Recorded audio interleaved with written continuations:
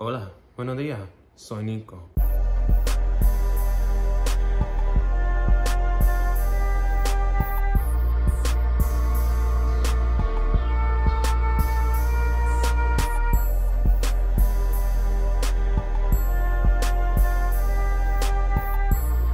I'm the big skipper. Hey, what y'all wanna do? You buy, bitch.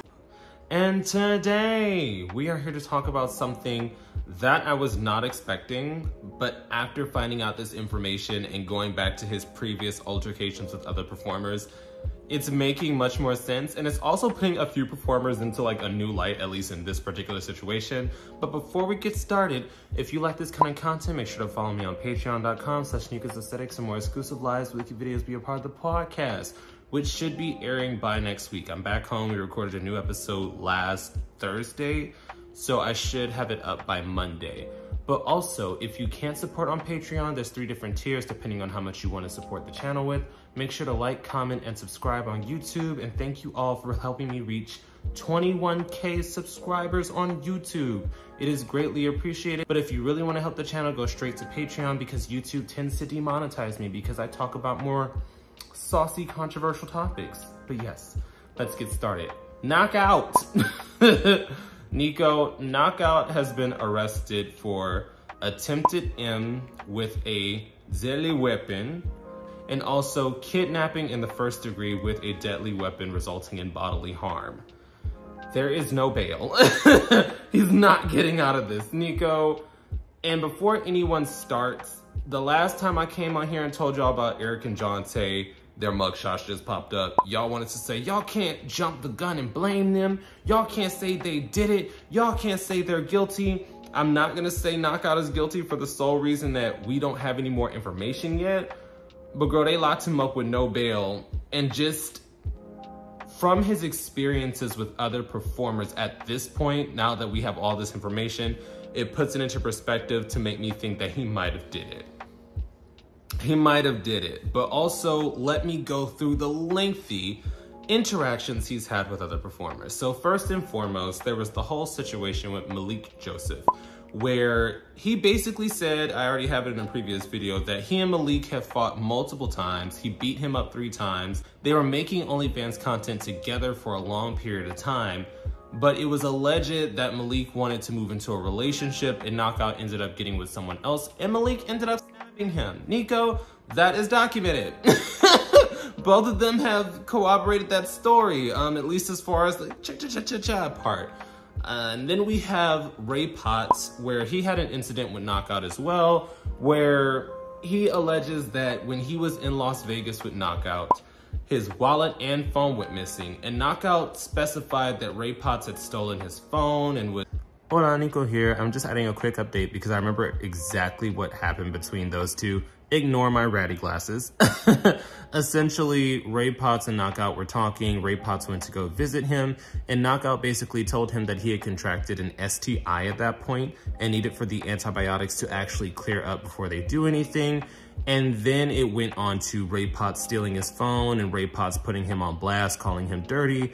And everyone basically said, I think you should appreciate that he told you up front, hey, I currently have something right now, because he was an active performer. And I believe escort, I'm gonna say allegedly on that one because I don't remember that part particularly, but I know he was an active performer. And he was giving him a heads up saying, we just can't have sexual interaction right now, but I would still like to get to know you.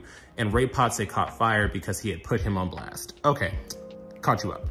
And Ray Potts later said, just now once the news was announced, that he basically only took Knockout's phone because his phone and wallet had went missing while he was there with him, and that man was actively trying to keep him in Las Vegas with him, basically trying to kidnap him as well, allegedly, based on what he said on his story. So at this point, we've also seen Knockout be involved in messy shows on Zeus Network, where he was a part of the supporting cast for Bad Boys. Nico, he was at like one of the auditions in a shirt running around like hyping people up and throwing hands too. So I'm just sitting here like, I don't necessarily know what his involvement was, because no, he wasn't main cast, but he was there. But beyond that, he had his own show on Signal 23. If you don't remember, that's basically the love for Knockout, kind of like a knockoff of Flavor Flav, but everybody was there to date Knockout because he was a popular performer at the time. But the general public turned on him slightly because they began to see that he was not this stoic, hyper-masculine, long zeri.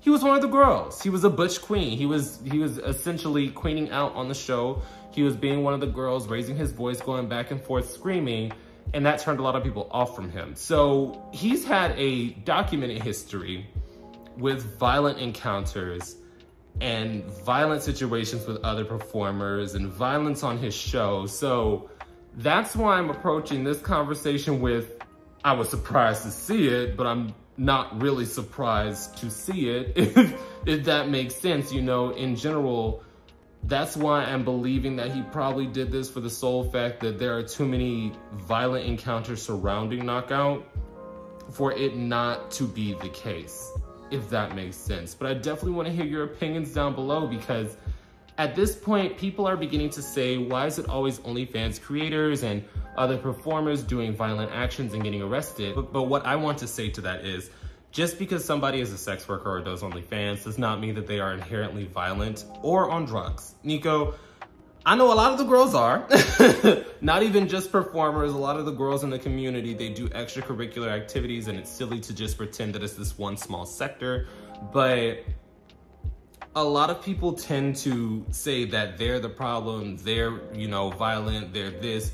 But if we look at, let's say, Atlanta, fights happen all the time between normal people. If we look at Houston, I'm from Houston, fights happen all the time, you know, with non-creators. So there's a lot of fighting everywhere we go. So just saying that OnlyFans content creators and the OnlyFans girlies are getting locked up for this and that, when I'm sure you have seen plenty of bar fights in your own local areas, is silly. It's kind of like demonizing people for being sex workers and trying to lump them all into one barrel. That's like, think of another race saying, okay, all black people are violent because they've seen 1 or 2 episodes of Baddie West or something. You would say that that's not right to lump a group of people into that category. For example, I make content. I have not been in a fight since maybe middle school. Nico, I'm too prissy to be in a fight. If I'm being quite honest, I'm one of those people like, oh, I don't do that. I'm not gonna fight you. But it just goes to show that you can't just lump everybody into that one category. But in this particular situation, I genuinely feel that Knockout probably did it. He probably did it. I'm gonna say allegedly just in case, but he probably did it. But I definitely wanna hear your opinions down below. Now that we know that he was not only charged for kidnapping in the 1st degree with a deadly weapon, but also attempted M with a deadly weapon, and his history of allegedly trying to keep folks in his vicinity and also putting hands on people that try him, do you think it's possible that he was actually, you know, he actually did it? Because I haven't heard from Knockout since his appearance on the Bad Boys show, so this was essentially just a whoosh. I was not expecting it because there was no noise from his camp whatsoever. But yes, definitely drop your opinions down below. And once again, if you like this kind of content, make sure to check out Patreon. Boom. And now for a brief yet sincere shout out to this week's Third Eye Tier subscribers, Thomas and Eric R. Your continued support is greatly appreciated. And thank you again to everyone who subscribes and supports me on Patreon and YouTube. And this week's live stream conversation is going to be growing up queer in Black and brown communities and all that it entails. If that sounds interesting to you, definitely tune in because I would love to hear your stories.